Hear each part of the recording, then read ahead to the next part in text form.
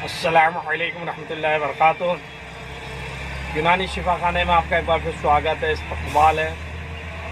आज हम आपको बहुत ही शानदार और बहुत ही बढ़िया जानकारी दे रहे हैं। आज हम उन लोगों के बारे में जानकारी दे रहे हैं जिनके पैर हाथों में सूजन आ जाती है, यानी कि वरम हो जाता है और दर्द भी रहता है, गठिया बाई की भी शिकायत रहती है, जॉइंट दर्द की भी शिकायत रहती है। इससे पहले भी हमने बहुत सारे आइटम आपको बताए और अल्हम्दुलिल्लाह सबके रिजल्ट अच्छे निकलते हैं। हम जो भी आइटम बताते हैं उसका कोई आपको साइड इफ़ेक्ट नहीं होगा, उसका कोई नुकसान नहीं होगा।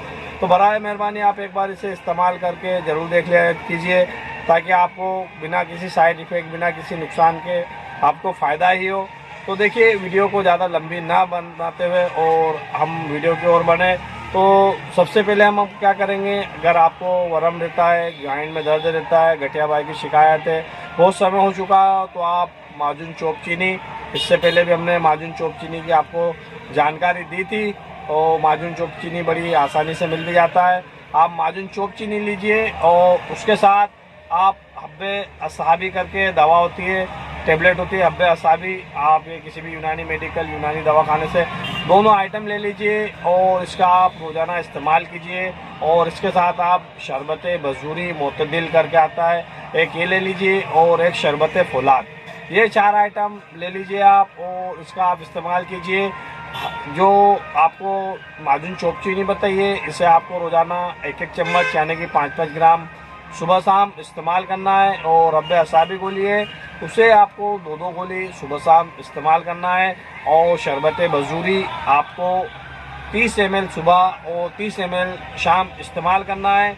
और इसके अलावा आपको हमने शरबत फौलाद बताया है, शरबत फौलाद आप 20-20 ml सुबह शाम यानी कि 2-2 ढक्कन 2-2 चम्मच इसे इस्तेमाल कीजिए। और एक बना बनाया नुस्खा ये तो हमने बता ही दिया, और जो हमारे हकीम साहब जो बता रहे हैं आप इसे भी समाप्त फरमा लीजिए। तो ये हकीम साहब को आप समाप्त फरमाइए, तो आप अगर चाहें तो इनकी बताई हुई चीज़ों पर भी अमल करके आप घर पर ही भी बना सकते हैं। तो आपको बनी बनाई चीज़ भी बता दी और जो बनाने की है वो हजरत से आप समाप्त फरमा लीजिए।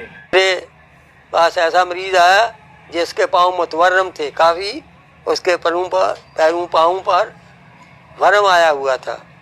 मैंने उसकी नब्ज़ देखी तो उसकी नब्ज़ ज़ीक थी, तवील थी और दरमियान में थी। तो इस तरह ये ऐसी नब्ज़ जो है ये गुद्दी ज़ाती नब्ज़ होती है।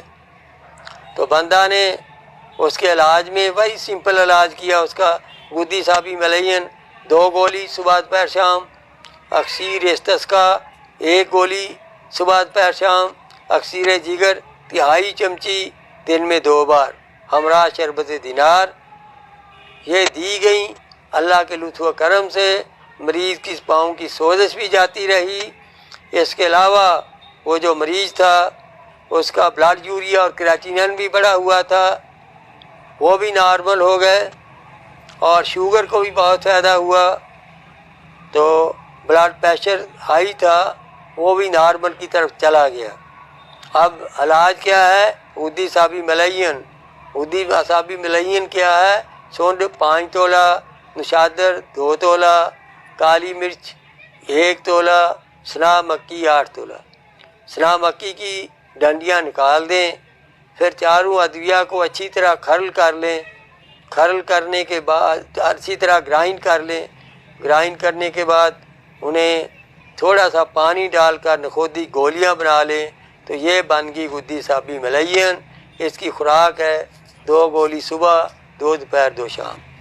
अक्सीर इस्तिस्का, इसमें 20 ग्राम हल्दी और 80 ग्राम बरगमदार आग के ताज़ा पत्ते पीले मिल जाएँ तो ज़्यादा बेहतर है। हल्दी को पीस लिया और आग के पत्तों को चट्टू वटे में डालकर कूटना शुरू कर दिया। थोड़ी थोड़ी उसमें हल्दी डालते गए। जब वो कूट कूट कर पेस्ट जा बन गया, उस पेस्ट को फिर जो है अखबार पे या किसी प्लास्टिक के जो है उस पर उसे खिलार दिया। 1-2 दिन अंदर रखा साए में और उसके बाद उसे धूप में सुखा लिया। सुखाल के उसे पीस कर उसकी गूंद की मदद से गोलियां बना ली। तो ये है अक्सीर इस्तिस्का, 1-1 गोली सुबह दोपहर शाम। अक्सीर जिगर, इसमें नशादर, कलमी शोरा और अहमद खताई तीनों वज़न है। तीनों को साफ़ सुथरा करके अच्छी तरह ग्राइंड कर लें। ये पाउडर बन गया, इसे कहते हैं अक्सीर जिगर। इस अक्सीर जिगर की तिहाई चमची सुबह व शाम शरबत दिनार से तजवीज़ करें। ग़िज़ा में मूली, गाजर, शलजम, कद्दू, टिंडे, घिया, तोरी, मूंगी की दाल, काली मिर्च, हल्दी, अदरक, लहसुन, धनिया, जीरा सफ़ेद डालकर नमक फीका रखें और ये पकाएं और ये दें। फलों में सरदा, गरमा, अमरूद, तरबूज, खरबूजा, मौसमी, केला, नाशपाती, पपीता, ये फल दें। इंशाअल्लाह ताला ऐसा मरीज़ जिसके पाँव मुतवर्रम हों, इन अद्विया के सेट से इंशाअल्लाह उसे ज़रूर फ़ायदा होगा। ये तजर्बा शुदा है। जैसे कि हकीम साहब ने आपको नुस्खा बताया और आपने समाज फरमाया, अगर आपको इससे फ़ायदा हो जाता है तो दूसरों तक ज़रूर पहुंचा कीजिए ताकि दूसरे भी इसका फ़ायदा उठा सकें। और हदीसों में भी साबित है, दूसरों को फ़ायदा पहुंचाते रहो, एक दिन बड़े आदमी बन जाओगे।